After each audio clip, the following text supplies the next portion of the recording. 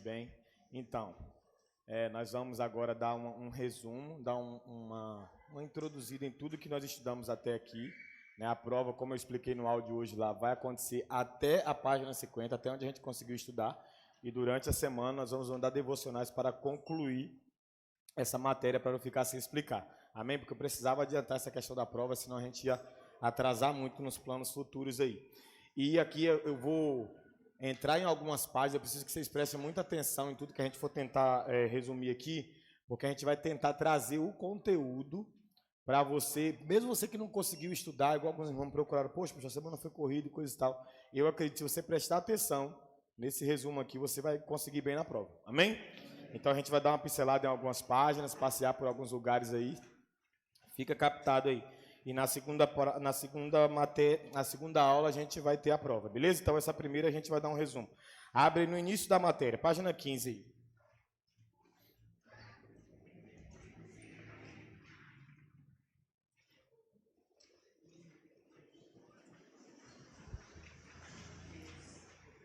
Aleluia.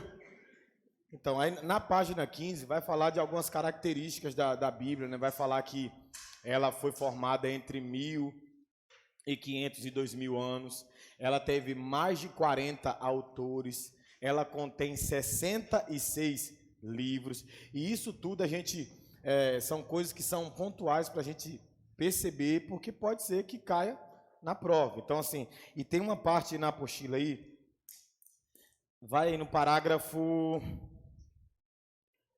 terceiro parágrafo. A Bíblia foi escrita originalmente em 3 idiomas: hebraico, algumas partes do livro de Daniel e Esdras em aramaico, e a língua irmã do hebraico. E o Novo Testamento em grego. Ela contém 66 livros que correspondem aos 39 livros do Antigo Testamento e 27 livros do Novo Testamento. Então tem uma lista aí embaixo desses livros. Tem os Pentateucos, tem os livros poéticos, tem os livros históricos, tem os profetas maiores e menores, e aí tem as cartas, né? Tem os evangelhos e tem as cartas. E aí a gente precisa prestar atenção nisso, porque desde quando a Bíblia começou a ser escrita, ela teve, como eu já falei, mais de 40 autores diferentes, só que todos eles sempre apontando para um único sentido, para uma única pessoa. Não existe uma parte da Bíblia que não seja importante, não existe uma parte da Bíblia dentro desses 66 livros que não tenha sido inspiradas por Deus. No caso, aqui a Bíblia ela é canônica, né? Que é a palavra para Sagrada Escritura.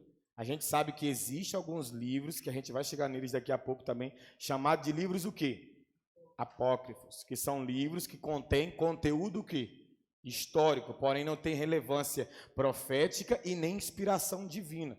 Então aqui tem os autores, tem a quantidade de livros. A nossa Bíblia ela é protestante, ela é uma Bíblia que não contém todos os livros como a da Igreja Católica, porque alguns que contém lá foi estudado pelos pais da igreja e eles não têm uma relevância profética e nem inspiração divina, porque continham heresias, coisas que não condiziam com o todo da Bíblia. Sempre que a gente for estudar sobre a formação da Bíblia, os livros, a gente vai ver que os livros conversam um com o outro. Ainda que tenha autores diferentes, você não vê assuntos discrepantes. Um cara pensando de uma forma e o outro pensando de uma forma totalmente diferente. Não, há uma conexão. E por que há uma conexão? Porque é um só autor. Quem é o autor da Bíblia inteira? Deus. O Espírito Santo inspirou os homens. Então, o próprio Deus convergiu o coração de todos eles para que eles falassem e escrevessem dentro de um contexto que era para gerar unidade, não confusão. Amém? Vamos lá, na página 16, pula aí.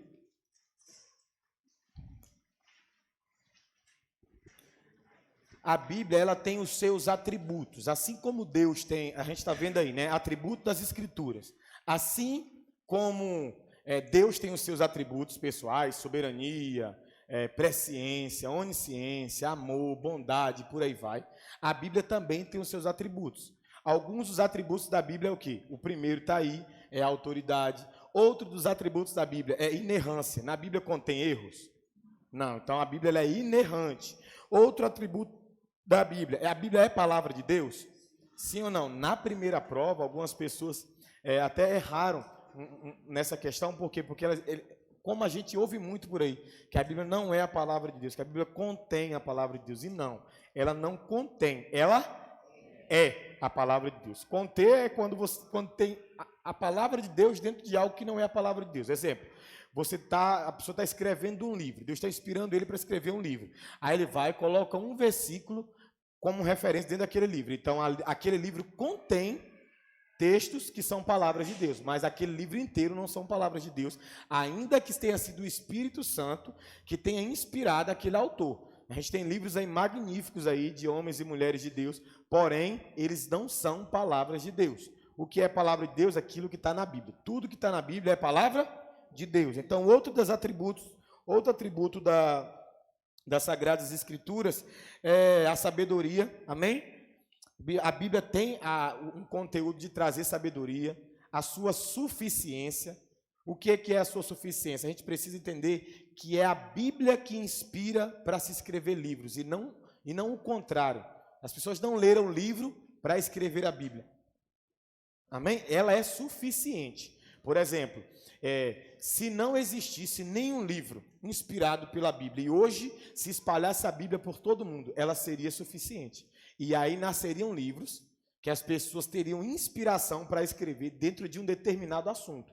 Exemplo, o cara quer falar sobre amor, e aí ele ia olhar nos textos da Bíblia, os lugares que falavam de amor, a Bíblia ia inspirar ele para falar de amor. Então a Bíblia é suficiente. Eu preciso aperfeiçoar um assunto aqui, eu vou lá no livro. Não. A Bíblia é suficiente. Se não tivesse nenhum livro sobre um assunto determinado, a Bíblia continuaria sendo suficiente. Ela nos inspira, sim ou não? Sim. Todas as vezes que você vai ver, que você tem contato com a palavra, um contato genuíno, onde você teve ali o seu momento de oração e coisa e tal, você vai ver que a Bíblia inspira você acerca de algo. E a Bíblia não é um ambiente de mistério, a Bíblia não é um ambiente de ocultismo, né, que parece que Deus está sempre querendo esconder algo de nós. Não, a Bíblia fala que Deus não é Deus de confusão, Ele é Deus de quê? De clareza, de revelação. Paulo explica o quê? Que o mistério, que tem a ver com algo que estava escondido, o mistério que estava oculto até aos anjos, nesses dias a nós foi revelado. Então Deus não é um Deus de, como os irmãos falam, mistério. Não, Deus não é um Deus de mistério, Ele é um Deus de revelação. Quanto mais você procurar, mais Ele vai se revelar a você. O Luiz Hermínio ele fala uma expressão que eu acho fantástica. Ele fala assim, Deus não se esconde de você, Ele se esconde para você. No sentido de que ele está escondido? Sim. A Bíblia fala que ele está num lugar secreto. Sim ou não? Mas é possível chegar lá? Como? Você vai para o secreto onde ele está. Então, ele não está escondido de você, está escondido para você. Tu, quando for orar, entra no teu quarto, fala a teu pai que está em secreto. O fato dele estar em secreto não significa que ele não queira se revelar. Então, Deus é um Deus de clareza e não de confusão. Então, a Bíblia tem esses atributos: suficiência, inerrância, autoridade. Ela é a palavra de Deus, ela é suficiente e a gente precisa entender isso. Amém? Vamos lá, vai na página 21 comigo.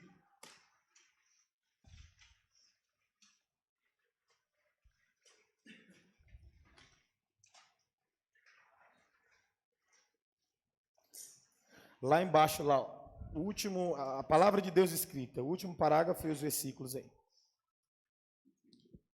Antes da palavra de Deus escrita. Enquanto Pedro ainda estava pensando na visão, o Espírito disse,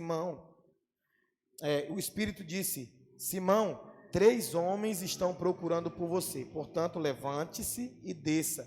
Não hesite em ir com eles, pois eu os enviei. Aqui é a palavra de Deus direcionada a uma pessoa específica. Deus faz isso até os dias de hoje? Sim. Deus tem palavras específicas para as nossas vidas? Sim, Deus tem. Deus tem diretivas para as nossas vidas, que Ele usa pessoas de forma pontual para vir, que é a mesma palavra que a gente usa aqui na igreja. A gente não gosta de falar que é o dom de revelação, a gente chama de palavra de conhecimento. Quando Deus faz conhecida a vida de outra pessoa para você.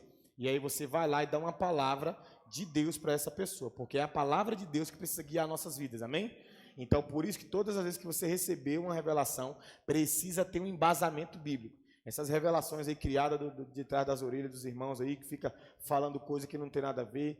Inclusive, eu estava ensinando outro dia, acho que já falei com vocês também, quando você for orar por alguém, se você orar em língua, você tem que orar de forma racional. Você nunca pode orar por alguém só orando em língua. Botar a mão na cabeça da pessoa e ficar só orando em língua. Você não pode. Por quê? Porque se não tiver ninguém interpretando, e se a pessoa não tiver dom de interpretação, a sua oração parece até egoísta. Por quê? Porque, biblicamente, a oração em língua não é para edificar outra pessoa, a não ser que interprete. Biblicamente, a oração em língua é para edificar quem? A si mesmo. Então, se eu fico aqui, na cabeça de alguém, fica ali. E a outra pessoa fica, fingindo não ter entendido. No final, está dois desentendidos ali. Ó. Um edificado, mas sem saber o que foi falado, e o outro. Então, a gente precisa entender que a palavra de Deus é clara, e quando Deus quer trazer conhecimento, Ele vai fazer o quê? Ele vai fazer você usar a palavra dele de forma clara para a vida de alguém.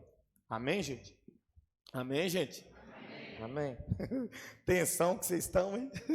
Vai só o próximo versículo.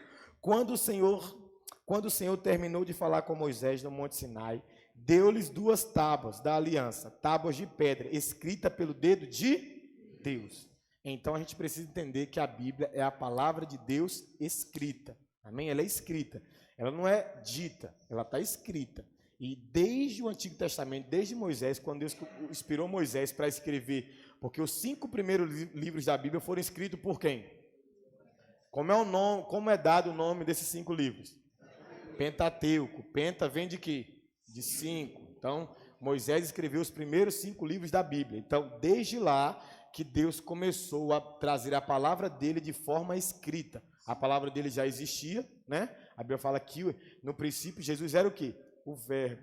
E o Verbo depois encarnou, pegou um corpo humano. Porém, desde Moisés, Deus começou a escrever a palavra dele, registrar, para que a gente tivesse mais conhecimento e mais clareza sobre isso. Amém? Amém.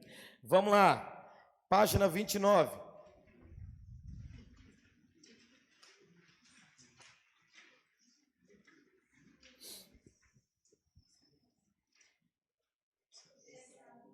Eita, glória! Então, aí, deixa eu ver, 29, livros apócrifos. Está vendo aí, grifado aí? Então, quais são os livros apócrifos? Tobias, Judite, 1ª e 2ª Macabeus, Sabedoria de Salomão, Eclesiástico, Baruque e Abdias. Então, vamos lá. Existem os livros canônicos, que são o quê? Os livros o quê? Inspirados por Deus, livros sagrados, a Bíblia. E existem os livros apócrifos, que são o quê? Eles não contêm, como a gente já falou, não contêm um conteúdo de, foi Deus que inspirou. Porém, ele sempre foi usado no contexto o quê? Histórico, para saber o que aconteceu naquela época. Você vai ver que existem algumas passagens que até tem referência com passagens dentro da nossa Bíblia, da protestante. Porém, o apócrifo é o quê? É aqueles que só tem conteúdo histórico. Não é palavra de Deus. Amém? Amém, amém, queridos? Amém. Isso aí, participe. Fica nervoso não. Tá tranquilão? Vamos lá, vai na página 32 para mim.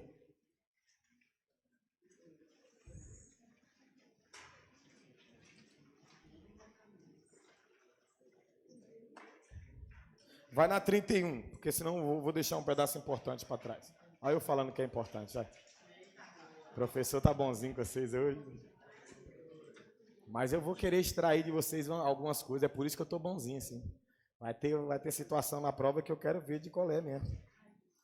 Até meti uma gíria aqui agora. Lá embaixo, lá, ó. Parâmetros para determinar a canonicidade do Novo Testamento. Aí pode virar. Quais são os parâmetros? A ortodoxia, a regra de fé, é a apostolicidade e a catolicidade. A ortodoxia é o quê? É você juntar o ensino do Antigo Testamento com o ensino do Novo Testamento e não ter divergência, e não ter heresias. Amém? Então, você não pega o Novo Testamento e fala assim, nossa, não tem nada a ver com o Antigo. Tudo tem a ver. Então, não é porque a gente vive a nova aliança, que a gente vai remover a antiga aliança. Tem muita coisa da antiga aliança que aperfeiçoa o entendimento nessa aliança que nós estamos vivendo. Amém? A apostolicidade é o quê? É a palavra de Deus escrita através dos apóstolos. Então, desde aquela época, como que a gente sabe quais os parâmetros para a canonicidade, para as Bíblias Sagradas? Os apóstolos escreveram. Amém? Então, foram os apóstolos que escreveram o Novo Testamento, que é a aliança que nós vivemos. E outro parâmetro importante é a catolicidade, que é o quê? É a Igreja Universal. Catolicidade vem de católico, que vem de universo, a Igreja Universal. Eles pegaram todos os livros da Bíblia e de forma, por exemplo, um exemplo, dentro do nosso contexto aqui, a igreja que está nos Estados Unidos, a igreja do Brasil, a igreja da China, todo mundo começou a entender que, de fato, aqueles livros eram inspirados por Deus e, dali, então, encontraram-se parâmetros para interpretar e dizer, está aqui os livros que são a palavra de Deus. Esses não são, mas esses aqui são. Então, é a Igreja Universal interpretando da mesma forma. Lembra que a gente ensinou que a Bíblia não é um livro de interpretação o quê? Pessoal, eu interpreto do meu jeito, ao meu bel prazer, e vou fazer do jeito que eu interpretar. Não.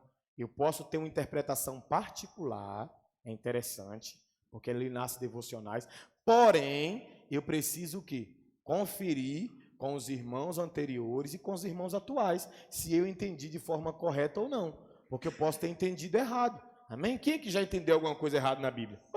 Todos nós já entendemos alguma coisa errada, e que de repente a gente vê alguém ensinando sobre aquilo e fala assim, nossa, eu tinha entendido tudo errado.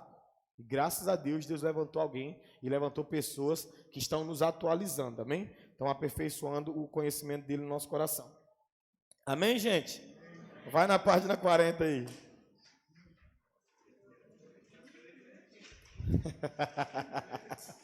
Fica tranquilo, gente, fica tranquilo. Pastor tá bonzinho, você vai ser bonzinho comigo hoje também, que você vai mandar benzaço. Cadê o amém dessa igreja? Você vai mandar benzaço hoje aí, filho. Você vai ficar surpreso com a sua nota, positivamente. Pastor tá profético. Aleluia. Vamos lá. Aí vai falar o quê? Lá embaixo, como interpretar as narrativas da lei. Amém? Eu quero ler esse pedacinho com você, que é importante a gente ler até o quadrinho do segunda página aí, da 40 até 41. Quase metade da Bíblia, aproximadamente 40% do Antigo Testamento, foi escrita em forma de narrativa. Podemos definir narrativa como sendo o estilo literário no qual uma história é contada, narrada e exposta por um narrador com o objetivo de deixar a leitura o quê? Mais fácil e... além de ser uma forma atraente de comunicar e assimilar as verdades de Deus. Então, a narrativa não é para confundir, é para contar uma história do início, meio e fim.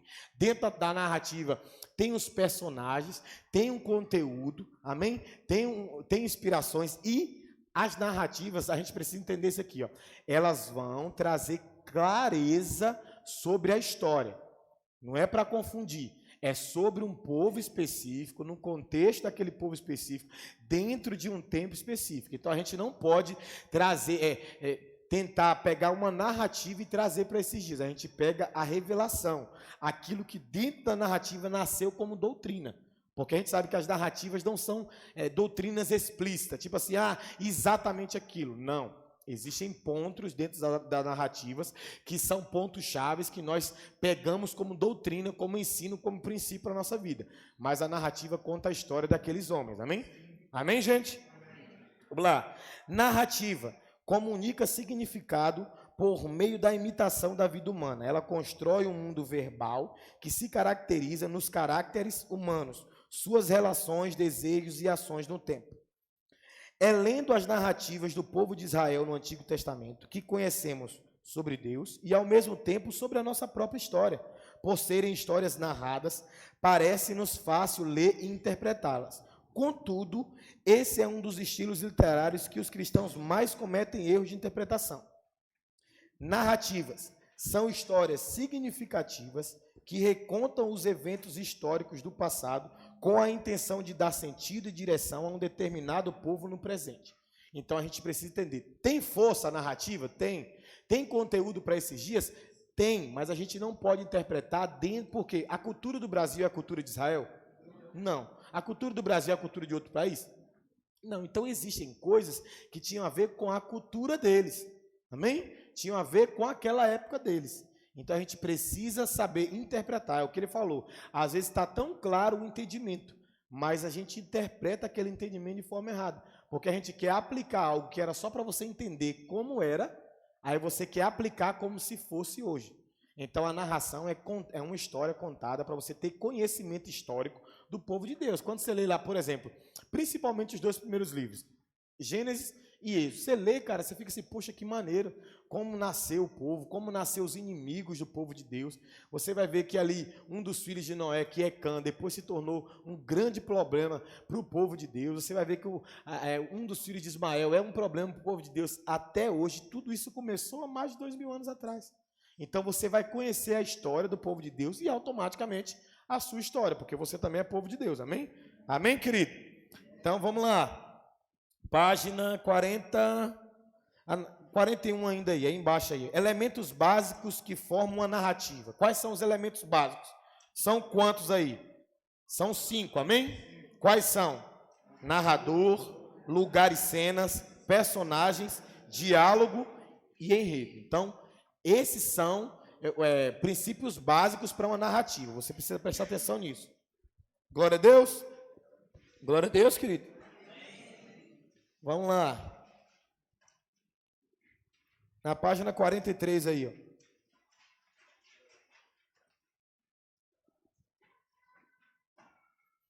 Lá embaixo.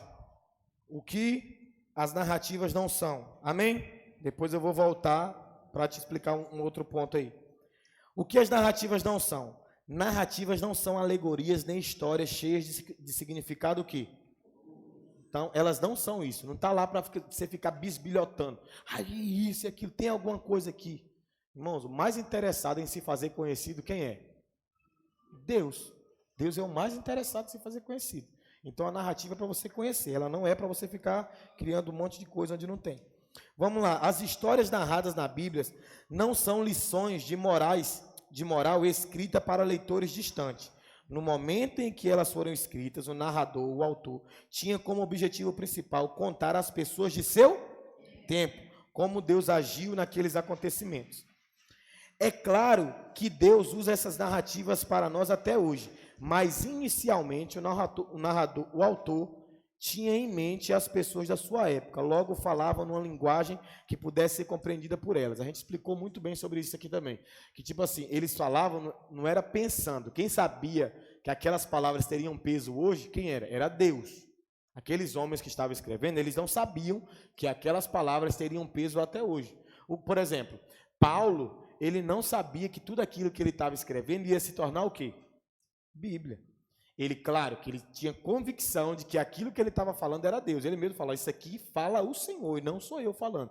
Ele tinha convicção de que Deus estava usando a vida dele, mas ele não sabia que aquilo ia virar Bíblia. Então, por isso que ele fala algumas coisas que a gente explicou da igreja de Corinto, quem lembra? Da questão do cabelo, da mulher orar. Por quê? Porque ele estava pregando para o público específico, dentro de um contexto específico, uma cultura específica. Amém? Agora, antes de continuar nas narrativas, eu preciso só pontuar aqui. Vamos lá, construção da narrativa bíblica. Volta na página 42. Porque isso aqui é importante para você pegar também. A construção da narrativa, ela se divide em 3 níveis. Quais são? O primeiro nível é o quê? Metanarrativa. É a grande história contada por trás de cada história, ou problemática que seu personagem vive. Isto é, por trás de cada uma delas é contada a história da redenção, o plano eterno de Deus para toda a humanidade. Esse é o primeiro nível, a metanarrativa. Segundo nível, história do povo redimido. Você vai ver que desde a queda de Adão até hoje a ideia de Deus sempre foi o quê? Remir o povo, tirar os pecados do povo, trazer o povo de volta para ele. O terceiro nível é o quê? Cenas relatadas. Deus, desde aquela época, relatou essas cenas, mostrando homens que fizeram aquilo que é certo e mostrando homens que fizeram também aquilo que era o quê? Errado. Irmãos, essas coisas são coisas para você se apaixonar em Deus. Se Deus fosse alguém que quisesse ser, preste atenção, bem visto por todos, o que ele poderia fazer? Ele poderia ocultar, se ele quisesse, os erros dos homens que serviram a ele. Ele não fez isso, ele não ocultou erro, ele não ocultou idolatria de Salomão, ele não ocultou pecado de Sansão, ele não ocultou pecado de Davi, ele não ocultou mentira de Abraão, mentira de Isaac, ele não ocultou Noé amaldiçoando seu filho. Por quê? Ele deixou essas cenas relatadas para que a gente tivesse uma ciência, uma clareza do que a pessoa pode fazer de certo e daquilo que ela pode fazer de errado também. Então, existem 3 níveis da construção da narrativa bíblica. O primeiro é o quê? Metanarrativa, a grande história. O segundo é o quê? A remissão do povo, Deus remindo o povo. E a terceira, cenas relatadas para nos inspirar o que fazer e o que não fazer. Amém? Amém, gente? Amém. Vamos lá, volta lá para a página 44.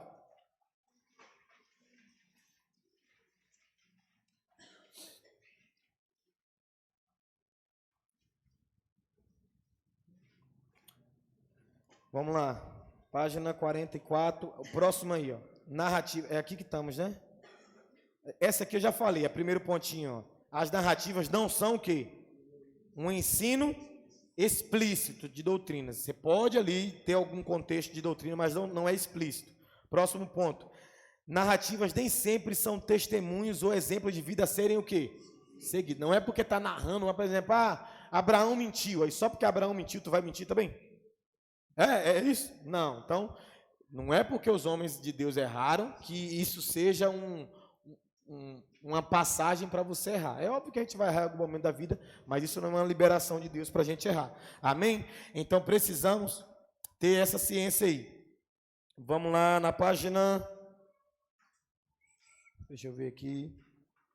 Não, aí mesmo ainda aí. O que não fazer ao ler e interpretar uma narrativa? Não tente encontrar significados o quê? Nem mensagens. A ideia de narrar é para trazer conhecimento daquele povo, da cultura daquele povo, de como eles viviam. Não é para isso. Não ignore o sentido real da história, criando alegorias. Não ignore o sentido real. Toda narrativa tem um sentido real. 40% do Antigo Testamento é narrativa, história real, sentido real. Não é para ficar, floreando as coisas, não ficar imaginando, não. Então, não crie alegorias dentro de narrativas, amém? Não ignore o sentido real. Não se afaste do contexto da história. Não se afaste. Lembra, todo texto tem contexto, toda época tinha seus princípios. Então, está lendo uma coisa... tem alguém aqui que tem dicionário bíblico? Tem?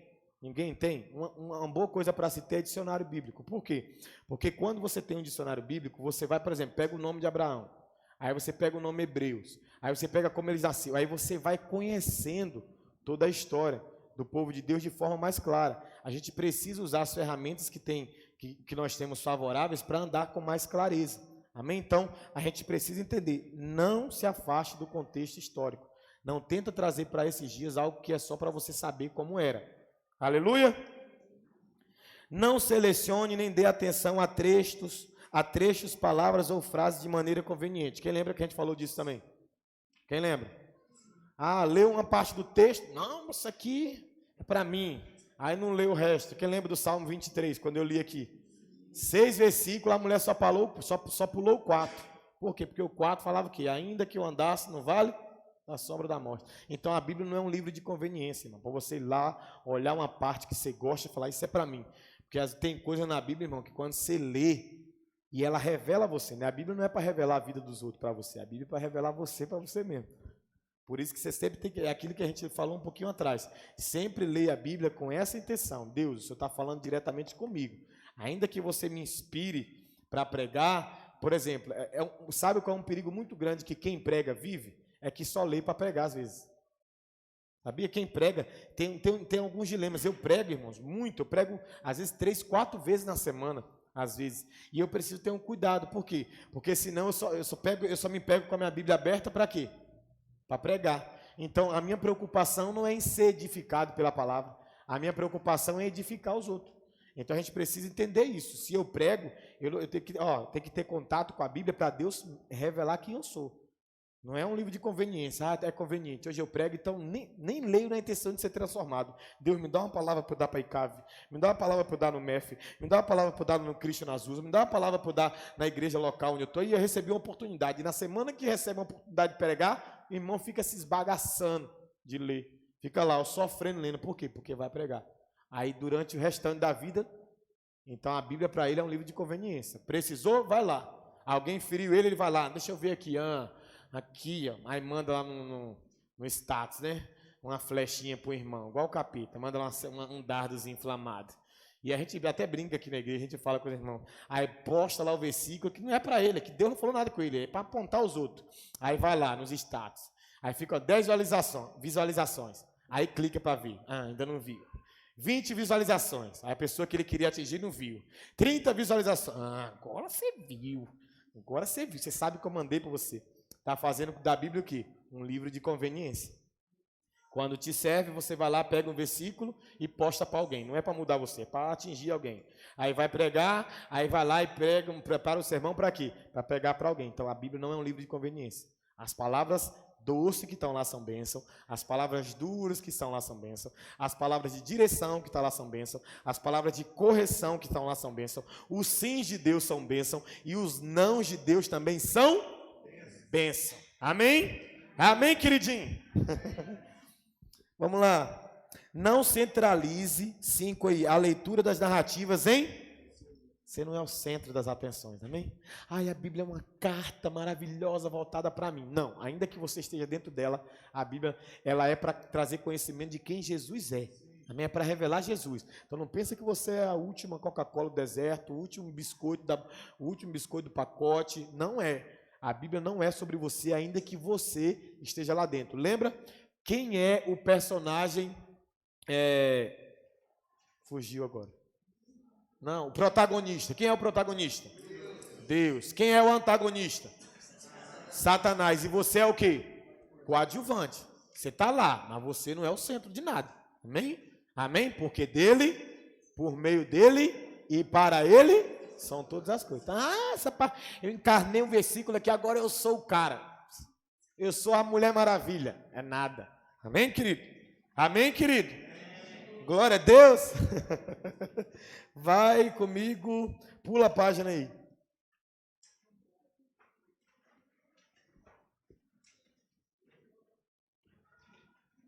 Vai na... Deixa eu ver aqui, deixa eu confirmar.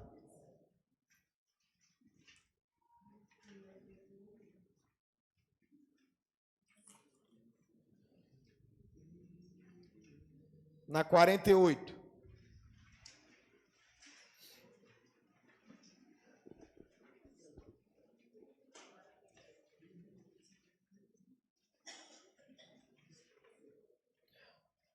Podemos dizer que a lei passou. Qual é a relação entre o Antigo e o Novo Testamento? Quem lembra quando a gente falou que o Antigo Testamento é sombra? Quem lembra? Ele é o quê? Sombra de quê? Do Novo Testamento. Mas o fato dele ser sombra significa que a gente vai dar um 3D do Antigo Testamento e dizer assim, não te quero mais? Não, muito pelo contrário. Ele tem uma importância muito grande. Então, existe uma conexão. Jesus, quando ele veio, por causa de alguns textos, a gente não interpreta correto. Por exemplo, Paulo fala assim, fala em Romanos, fala em Gálatas, nós não estamos mais debaixo do jugo da lei, mas andamos na graça de Cristo, porque agora a gente anda por fé.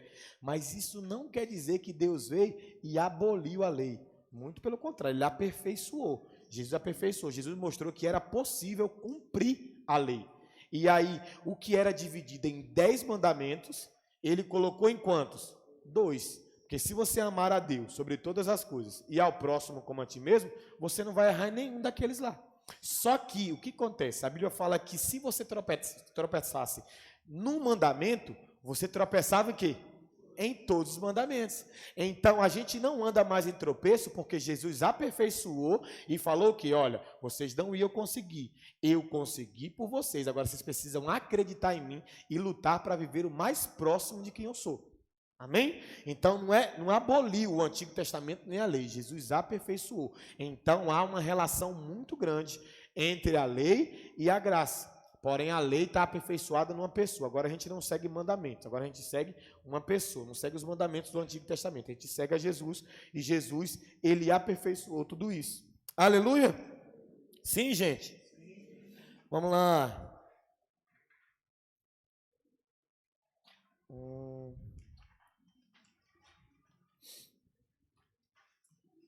Vai aí, volta aí no... Deixa eu achar a página aqui, que isso aqui é importante para você também, para você não se perder. Página 37, logo no início dela aí.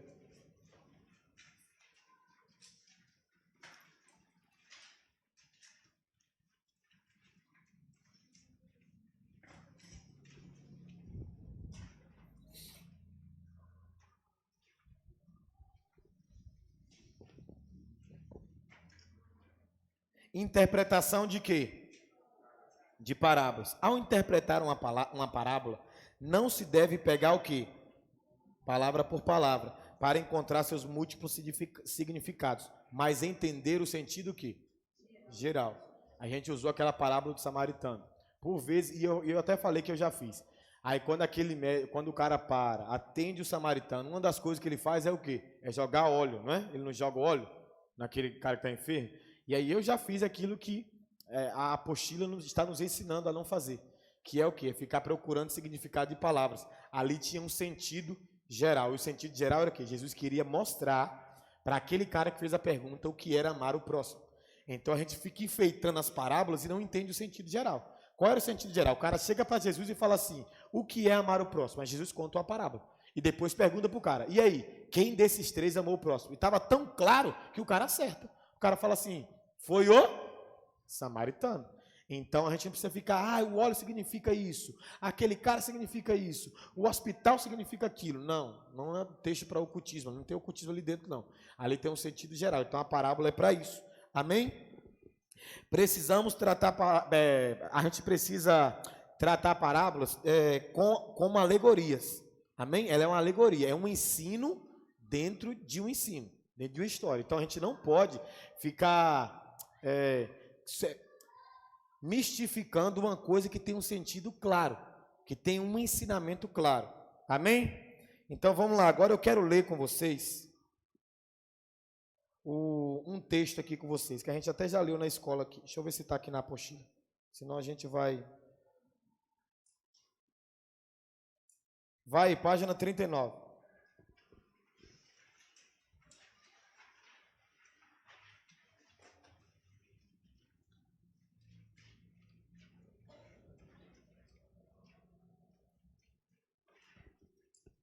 Fato histórico em forma de símbolo ou... Achou aí?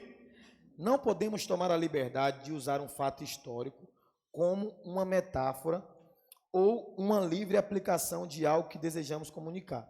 Esse uso só é autorizado quando a própria Bíblia permite, o faz. Exemplo, dizei-me vós que quereis ficar debaixo da lei, não ouvis a lei, porque está escrito que Abraão teve 2 filhos, um da escrava, outro da livre. O que era filho da escrava nasceu de modo natural, mas o que era da livre, mediante a promessa. Pois bem, isso é uma alegoria. Essas mulheres simbolizavam 2 alianças. Uma é a aliança do Monte Sinai, que dá luz ao filho para a escravidão. Esta é Agar. Agar representa o Monte Sinai na Arábia e corresponde a Jerusalém atual, pois é escrava com seus filhos. Mas a Jerusalém do alto é livre, e esta é a nossa mãe, pois está escrito, alegra-te, ó estéril, tu que não davas à luz, e rompe em gritos de alegria, tu que não tivestes dores de parto, pois os filhos da abandonada são mais numerosos do que os filhos da que tem marido. E vós, irmãos, sois filhos da promessa. A semelhança de Isaque, entretanto, como naquele tempo em que nasceu de modo natural, perseguia o que nasceu segundo o Espírito. Assim também acontece agora. Mas o que diz a Escritura? Expulsa a escrava e seu filho, pois de modo algum o filho da escrava será herdeiro juntamente com o filho da livre. Portanto, irmãos, não somos filhos da escrava, mas filhos da livre. Aí vai na próxima página aí. Paulo está usando Sara e Agar para representar a antiga e a nova aliança. Você não pode fazer o mesmo, isto é, usar personagens ou fatos para representar coisas fora do sentido original dos fatos e personagens. Então, Paulo usou a história de Agar de Abraão, de Sara, a história de Isaac, de Ismael, para mostrar a diferença da aliança, de uma aliança entre a outra. Uma aliança que andava-se na carne, porque a lei não permitia uma remissão completa. Lembra quando a gente ensinou que o Espírito no Antigo Testamento não ficava dentro das pessoas? Ele ficava onde? Sobre. Então a pessoa não podia de fato ser convertida, ela não conseguia. Ela precisava anualmente de um sacrifício, colocar a mão sobre um animal sem mancha, totalmente inocente. O sacerdote orava, era como se o pecado dela tivesse passado para aquele animal. Mas aquele sacrifício não era suficiente, até que veio Jesus. Então nós somos filhos da Jerusalém, somos filhos de Cristo, de fato remido, andando debaixo da nova aliança. Então o que a gente não pode fazer? Pegar uma alegoria que Paulo pegou para explicar duas alianças e tentar fazer o mesmo nos nossos dias. Amém? Nós não podemos fazer isso. E aí, dentro da prova, vai ter dois textos, e nesses textos a gente vai querer o quê? A cara da Paulinha é melhor, você viu essa cara agora, Paulinha? A gente vai querer que você faça uma interpretação sistemática dos dois textos que está lá. E o que é uma interpretação sistemática? Você vai ter que dizer aquilo que de fato está no texto. O que o texto quer dizer, não é o que você entende do texto. Então lembra quando a gente explicou sobre os cães? Que era o quê? Aquilo era o quê? Os cães da Bíblia eram o quê, gente? Uma metáfora. Amém? Lembra? Ó vós que sois como cães, quer dizer que não é para a gente ter cachorrinho? Quer dizer que o cachorrinho é o diabo? Não. Então você vai ter que olhar o texto, sintetizar o texto, fazer uma análise do texto e falar assim, ó, isso aqui quer dizer isso, essa parte quer dizer tal pessoa, essa parte quer dizer aquela pessoa, amém? Agora, preste atenção, vai dar tempo, olha aqui para mim, você não começar a ficar nervoso, vai dar tempo de você fazer isso tudo, acredite em mim, vai dar tempo de você fazer isso tudo. O que eu vou pedir para você? Na última prova, a gente fez a prova no primeiro horário, agora a gente vai fazer no segundo. Mas se caso você precisar comer um tempo aí para frente, eu fico aqui contigo, amém? Então faz com calma sua prova, lê tudo, se já fez tudo, já marcou aí de lápis alguma coisa aí, vai, revisa, não precisa pressa. Se tivesse a aula normal, você ia sair daqui 9h30. Então gasta o tempo que você tem, cara, gasta o tempo que você tem, lê, acredite, tudo que está na prova. Claro, algumas coisas que não estão lá, eu também falei, né? Que eu não vou falando. Mas, entenda, tudo que está na prova, a gente tentou dar uma resumida aqui. Então, se você prestou atenção, eu tentei sintetizar bem, de forma clara. Então, diante desses textos, eu já estou te dando uma dica. Faz aqui, ó, a interpretação sistemática. Lembrando das regras de interpretação de narrativas. O que é narrativa, o que é uma parábola, se o texto é uma parábola, se o texto é uma narrativa, os personagens, entendeu? O que cada coisa significa ali naquele texto. E aí você vai ter que explicar o que o texto quer dizer. Presta atenção, não é o que você está entendendo, é explicar o que o texto está dizendo. E aí essas respostas vai ser analisadas de forma individual. Amém? No sentido assim, a gente vai ler aquilo que cada um escreveu para ver se você acertou. E a ideia é o quê? É motivar você a ir para um lugar para entender a palavra do jeito que Deus quer que você entenda, e não você interpretar ela a seu bel prazer. Beleza? Nosso intervalo hoje vai ser maiorzinho. Glória a Deus por isso. Glória a Deus por isso.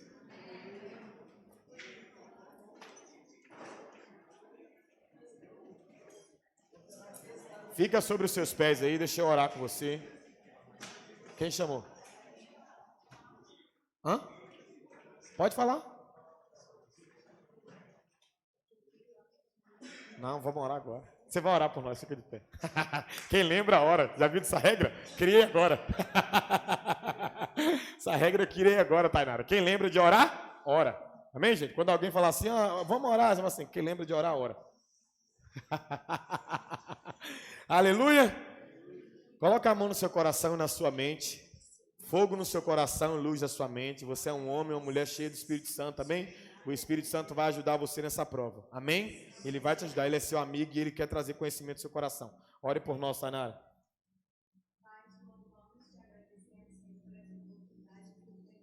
Sim.